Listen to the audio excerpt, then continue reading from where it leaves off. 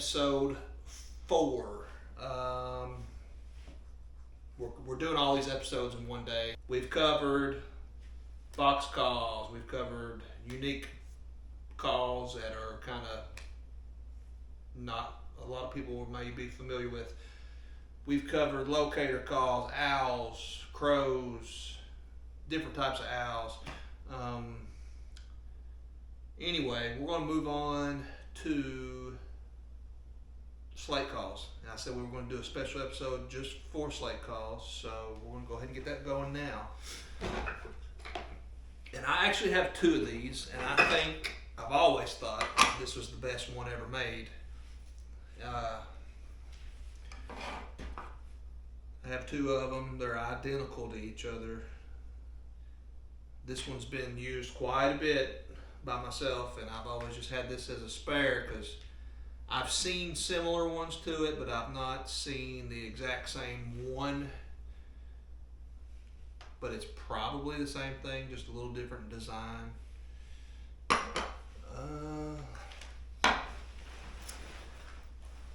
So slate calls, I don't care what it's made out of. I don't care if it's made out of slate or if it's made out of crystal, if it's made out of glass, or if it's made out of metal. But I call them all slate calls.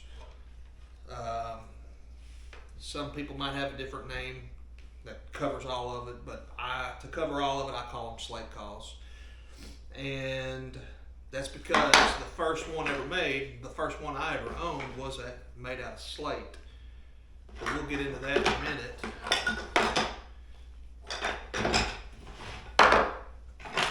The main thing that I wanted to talk about, I had another one, and I think I might have accidentally gave it away to a friend a long time ago. And I really can't remember who that individual was, but it was a yellow one, and yeah, I gave it away to somebody, which that's cool. But anyway, we've got 5 here, two of the same, and 3 other ones that are a little different. So we're just going to start out with this slate call first, this little one. This is made by H.S. Strutt. It's called the Little Deuce. And I use sandpaper on all of them. And you're going to hear a lot of people tell you, sand it in one direction. That's fine if you want to do it that way, but I don't think it hurts anything to go in a circle. I really don't.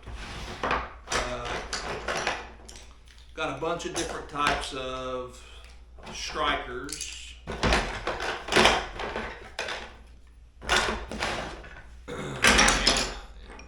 Not all strikers are made equal. These 2 right here are probably my favorite 2 of all times. This one's plastic and this one's wood.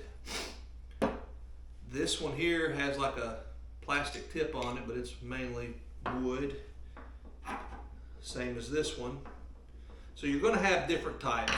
Some of them might be graphite. I think this one might be some kind of graphite or something. I think that's just, I don't know, plastic or not. But anyway, different strikers make different noises, obviously, just like different calls make different noises. And changing up the combination makes different noises. So, this striker on this call may not be the same as this one on this call. I know it's not on some of the plastic ones.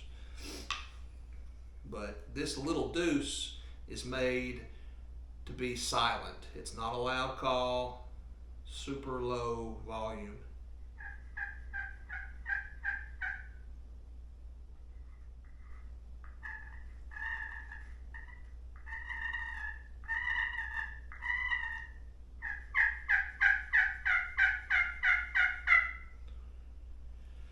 But yeah, that's the Little Deuce.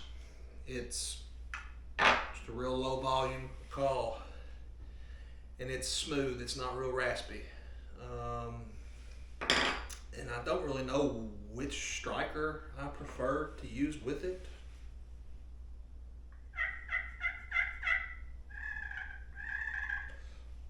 That one seems to do better for purring.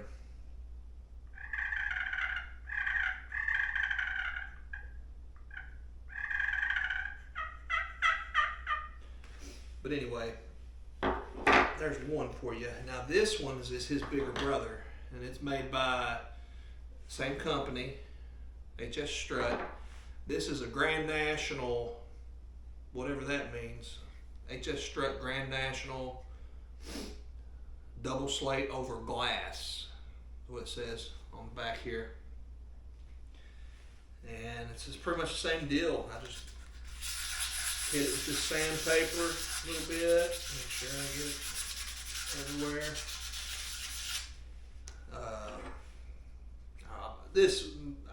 For some reason I always grab this striker first. Don't ask me why. I think it's because it's very versatile. It will work with about any slate call I own.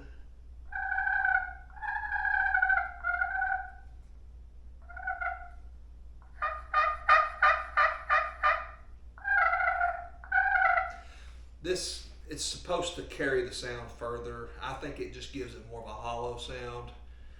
It definitely don't carry the sound as far as this power crystal goes, but we'll show you that here in a minute. This was one my dad always packed when we turkey hunted, and he worked many a birds with this call.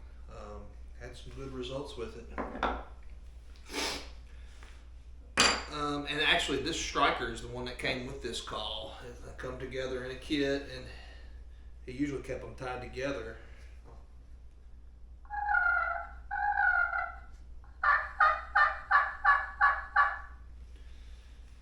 Just a okay call to have, more of a relic or a souvenir piece now for me. Honestly, I don't pack it to the woods much because I'm scared to death of losing it, and I'm definitely scared of losing this striker. So I don't really like to pack them to the woods that much. Now this power crystal here, like I say, it's probably my favorite. Super loud. It could be used as a locator call, just like a box call. If you're trying to work a bird in close, I think that's, when you really have to be careful to not call too loud. And because just the tiniest little strike with this striker, I mean, it's just loud.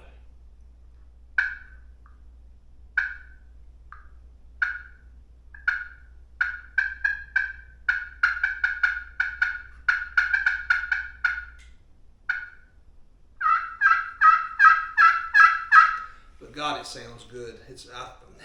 This striker with this call is probably my favorite combination. It's usually what I've got if I'm, trying to bring a bird in, working a bird. But it's just, the long distance is no problem. They can hear it from a long way away.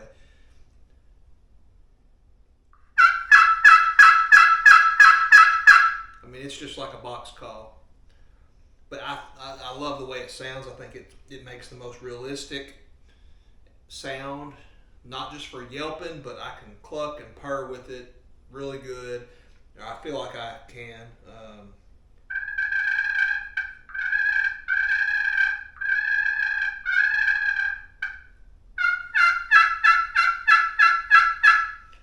Probably my favorite call in my arsenal, honestly. I mean, it stays around my neck. It doesn't go in one of my pockets in my vest. I have it readily accessible at all times. And like I say, this one is the same exact call, and I'm glad I have two of them. But so we're not going to talk any more about that. Well, let's try one more striker here, because there was a striker that I really liked to use with it if they were in close, and I was trying to lower the volume a little bit.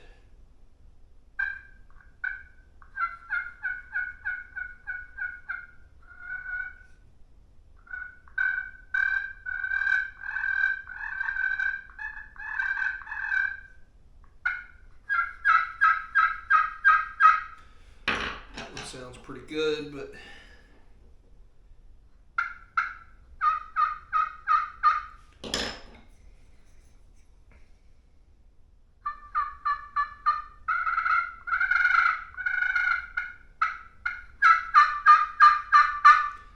sound good with it. There's not really, there's not one that don't sound bad.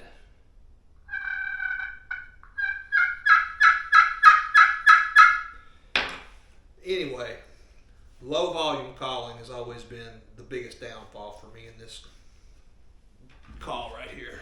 So, all right, the last one that I've got here is a Night in Hell long spur. And I don't know if it's glass or it looks like glass, but it could be a crystal. I don't know. I've used it some. I can't say that I've really worked a bird with it like I have the other one. Let's see what she'll do.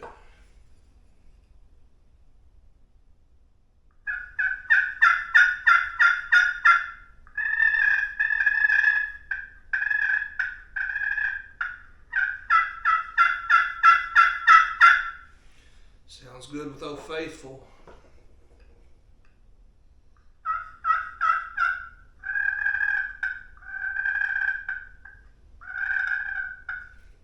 Sounds okay with that one. Actually, I think this striker is the one that actually came with this call, I believe.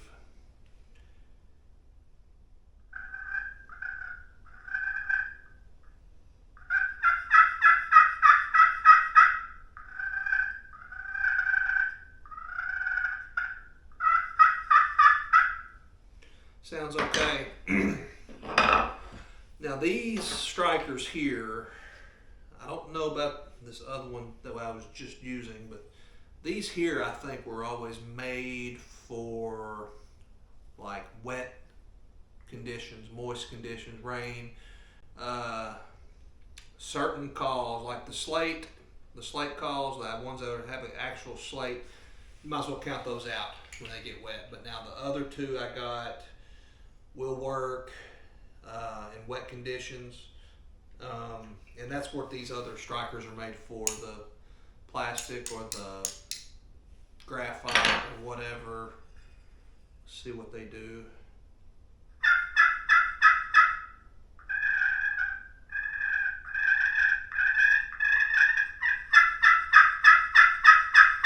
Don't sound half bad at all right there.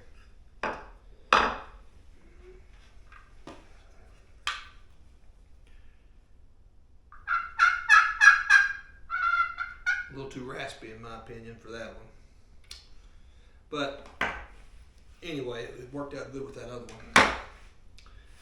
But yeah, guys, that's all I got for you on Slate Calls. I think they're the most realistic. I think they're the best tool to use when you're trying to get that bird in close and seal the deal, you know, because a lot of times they'll get hung up out there 100 yards, 80, 75 yards. You either just can't see them, or your equipment don't have the ability to reach out far enough.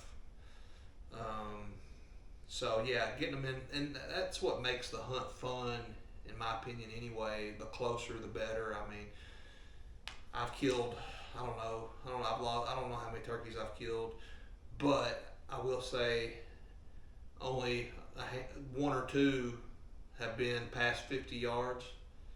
Most of the birds that I get are 20, 30 yards usually, but I'm always in hardwoods most of the time. I don't own any land. I do more public hunting, so 9 times out of 10 I'm in them hardwoods, and you know, if you ain't got them birds within 50 yards, it's hard to see them. You ain't going to see them usually if it's thick at all, hardly. But anyway, that's all I got on Slate Calls, guys. Like and subscribe, share it, hook me up, yo. Peace.